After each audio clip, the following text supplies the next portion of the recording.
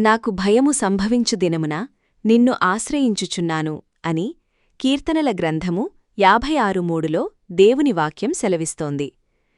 మన జీవిత ప్రయాణంలో తుఫానులు ఎదురైనప్పుడు భయం కలగడం సహజమైన మానవ స్వభావం. అయితే విశ్వాసికి ఆ భయమే దేవునివైపు తిరగమని గుర్తుచేసే ఒక సంకేతం. దేవునిపై నమ్మకముంచడమనేది కేవలం ఒక ఆలోచన కాదు, అది మనం తీసుకునే ఒక క్రియాశీలక నిర్ణయం. మన పరిస్థితిని చూసి ఆందోళన చెందడం మానుకుని మన రక్షకుడు ప్రసాదించే శాంతివైపు మన ఆత్మను మళ్లించాలి. మనం అత్యంత బలహీనంగా ఉన్నామని భావించే సమయాల్లో కూడా దేవుడు మనకు ఎల్లప్పుడూ సురక్షితమైన ఆశ్రయముగా, బలమైన కోటగా నిలుస్తారు. ఇప్పుడు ఈ చిన్న ప్రార్థన.